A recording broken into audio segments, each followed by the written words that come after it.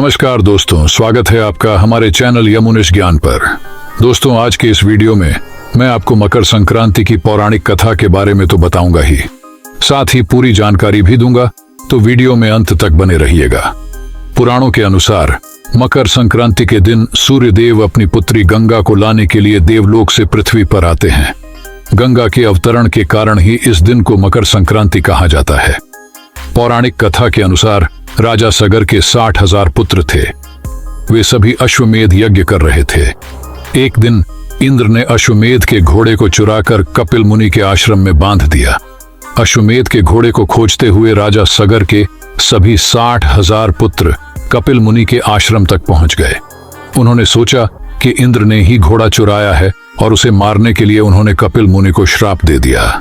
श्राप के प्रभाव से कपिल मुनि के आश्रम में जलती हुई आग में राजा सगर के सभी 60,000 पुत्र जल गए। राजा सगर को जब यह बात पता चली तो वह बहुत दुखी हुए। उन्होंने अपने पुत्रों को मोक्ष दिलाने के लिए घोर तप किया। राजा सगर के तप से प्रसन्न होकर ब्रह्मा जी ने उन्हें वरदान दिया कि उनके पुत्रों को मोक्ष दिलाने के लिए भगीरथ नाम के एक पुत्र का जन्म होगा। भगीरथ के जन्म के बाद उन्होंने गंगा को पृथ्वी पर लाने का संकल्प लिया। भगीरथ ने गंगा को पृथ्वी पर लाने के लिए कठोर तप किया। उनकी तपस्या से गंगा प्रसन्न हुई और उन्होंने भगीरथ को कहा कि मैं पृथ्वी पर आऊंगी, लेकिन मेरी धारा इतनी तेज है कि वह पृथ्वी को बहा लेगी। भगीरथ ने गंगा से कहा कि आप जब पृथ्वी पर आएं तो पहले मैं अपनी सांस के पैरों पर आपकी धारा को गिराऊंगा। गंगा ने भगीरथ की बात मान ली। भगीरथ ने गंगा को पृथ्वी पर लाने के लिए भगवान शिव को प्रसन्न करने का प्रयास किया। उन्होंने भगवान शिव की तपस्या की। उनकी तपस्या से प्रसन्न होकर भगवान शिव ने गंगा को अपने जटाओं में धारण कर लिया। भगीरथ ने गंगा को पृथ्वी पर लाने के लिए कई वर्षों तक तप किया। अंत में गंगा ने भगीरथ के तप से प्रसन्न होकर उन्हें वरदान दिया कि मैं पृथ्वी पर आऊंगी और तुम्हारे पूर्वजों को मोक्ष दिलाऊंगी। गंगा के वरदान के बाद भगीरथ ने गंगा को पृथ्वी पर लाने के लिए एक यज्ञ किया। यज्ञ के प्रभाव से गंगा भगवान शिव की जटाओं से निकलकर पृथ्वी पर प्रकट हुई। गंगा की धारा से राजा सगर के सभी 60,000 पुत्रों के प्राण निकल आए। वे सभी मोक्ष को प्राप्त हुए। गंगा ने पृथ्वी पर आकर सभी प्राणियों को मोक्ष का मार्ग दिखाया। मकर संक्रांति के दिन सूर्य देव मकर राशि में प्रवेश करते हैं। इस दिन को गंगा के अवतरण का दिन भी माना जाता है, इसलिए इस दिन को गंगा स्नान का विशेष महत्व है। इस दिन गंगा स्नान करने से सभी पापों से मुक्ति मिलती है और मोक्ष की प्राप्ति होती है। मकर संक्रांति के दिन तिल का विशेष महत्व है। इस दिन तिल से बनी हुई चीजों का सेवन करने से सभी रोगों से मुक्ति मिलती है और स्वास्थ्य अच्छा रहता है। मकर संक्रांति का त्योहार भारत में बहुत धूमधाम से मनाया जाता है। इस दिन लोग नए वस्त्र पहनते हैं, घरों को साफ सुथरा करते हैं और गंगा स्नान करते हैं। इस दिन लोग तिल, गुड़, मूंगफली आदि का प्रसाद बांटते हैं। मकर संक्रांति का त्योहार एक महत्वपूर्ण त्योहार है। यह त्योहार हमें गंगा के अवतरण और सूर्य देव के मकर राशि में प्रवेश का संदेश देता है। चलिए दोस्तों, ये बात तो कथा की हो गई, आगे भी जान लेते हैं। मकर संक्रांति भारत के प्रमुख पर्वों में से एक है। यह पर्व पूरे भारत और नेपाल में भिन्न रूपों में मनाया जाता है। पौष मास में जिस दिन सूर्य मकर राशि में प्रवेश करता है, उस दिन इस पर्व को मनाया जाता है। वर्तमान शताब्दी में यह त्योहार जनवरी माह के 14वें या 15वें दिन ही पड़ता है। इस दिन सूर्य धनु राशि को छोड़ मकर राशि में प्रवेश करता है। मकर संक्रांति का अर्थ है मकर राशि में सूर्य का प्रवेश। यह दिन हिंदू धर्म में बहुत शुभ माना जाता है। इस दिन को नए साल की शुरुआत भी माना जाता है। मकर संक्रांति भारत के प्रमुख पर्वों में से एक है। यह पूरे भारत और नेपाल में भिन्न रूपों में मनाया जाता है। पौष मास में जिस दिन सूर्य मकर राशि में प्रवेश करता है, उस दिन इस पर्व को मनाया जाता है। वर्तमान शताब्दी में यह त्योहार जनवरी माह के 14वें या 15वें दिन ही पड़ता है। इस दिन सूर्य धनु राशि को छोड़ मकर राशि में प्रवेश करता है। मकर संक्रांति का अर्थ है मकर राशि में सूर्य का प्रवेश। यह त्योहार सूर्य की उत्तरायण गति का प्रतीक है। उत्तरायण को देवताओं का दिन माना जाता है। इस दिन से दिन छोटे होने के बजाय बड़े होने लगते हैं और सूर्य की ऊर्जा बढ़ने लगती है। मकर संक्रांति के दिन स्नान, दान, उपवास और पूजा पाठ का विशेष महत्व है। लोग पवित्र नदियों में स्नान करते हैं, दान देते हैं और भगवान सूर्य की पूजा करते हैं। इस दिन तिल और गुड़ का सेवन करने का भी विशेष महत्व है। तिल को उन्नति और गुड़ को मीठा जीवन का प्रतीक माना जाता है। मकर संक्रांति के दिन पतंगबाजी का भी विशेष महत्व है। लोग अपने अपने घरों की छतों पर पतंग उड़ाते हैं। पतंगबाजी एक पारंपरिक खेल है जो लोगों को एक साथ लाता है और खुशी का माहौल बनाता है। मकर संक्रांति एक महत्वपूर्ण सामाजिक और सांस्कृतिक त्योहार है। यह त्योहार लोगों को एक साथ लाता है और खुशी और उत्साह का माहौल बनाता है।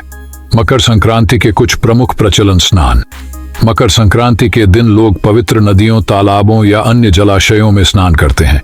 यह स्नान लोगों को शुद्ध और पवित्र करने का प्रतीक है। दान। मकर संक्रांति के दिन लोग दान देने का विशेष महत्व देते हैं। इस दिन दान करने से पुण्य फल प्राप्त होता है। पूजा पाठ। मकर संक्रांति के दिन लोग भगवान सूर्य की पूजा करते हैं। यह पूजा लोगों को आशीर्वाद और समृद्धि प्रदान करने के लिए की जाती है। तिल और गुड़ का सेवन। मकर संक्रांति के दिन तिल और गुड़ का सेवन करने का विशेष महत्व है। तिल को उन्नति और गुड़ को मीठा जीवन का प्रतीक माना जाता है। पतंगबाजी। मकर संक्रांति के दिन पतंगबाजी का भी विशेष महत्व है। लोग अपने अपने घरों की छतों पर पतंग उड़ाते हैं। पतंगबाजी एक पारंपरिक खेल है जो लोगों को एक साथ लाता है और खुशी का माहौल बनाता है। मकर संक्रांति का महत्व। मकर संक्रांति एक महत्वपूर्ण धार्मिक और सांस्कृतिक त्योहार है। यह त्योहार लोगों को एक साथ लाता है और खुशी और उत्साह का माहौल बनाता है। मकर संक्रांति के दिन सूर्य उत्तरायण होता है जो देवताओं का दिन माना जाता है। इस दिन से दिन छोटे होने के बजाय बड़े होने लगते हैं और सूर्य की ऊर्जा बढ़ने लगती है। इसलिए मकर संक्रांति के दिन स्नान, दान, उपवास और पूजा पाठ का विशेष महत्व है। इस दिन तिल और गुड़ का सेवन करने का भी विशेष महत्व है। तिल को उन्नति और गुड़ को मीठा जीवन का प्रतीक माना जाता है। मकर संक्रांति एक ऐसा त्योहार है जो लोगों को एक साथ लाता है और खुशी और उत्साह का माहौल बनाता है। यह त्योहार लोगों को आशीर्वाद और समृद्धि प्रदान करने के लिए भी मनाया जाता है। मकर संक्रांति पर दान करना एक शुभ कार्य माना जाता है।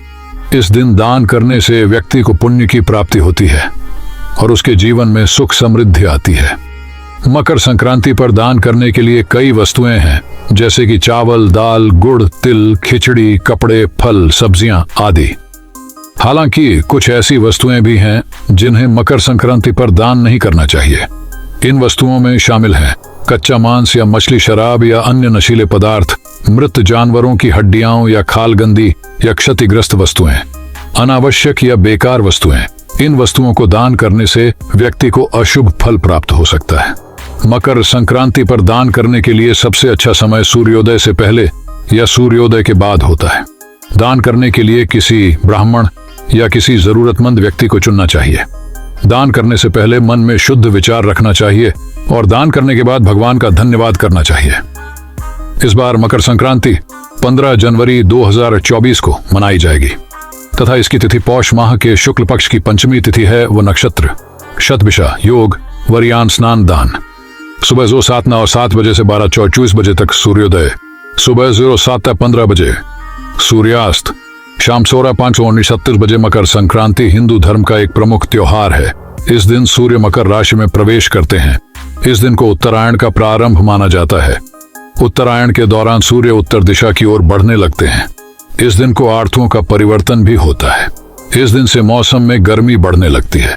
मकर संक्रांति का दिन बहुत शुभ माना जाता है। इस दिन गंगा स्नान और दान का विशेष महत्व है।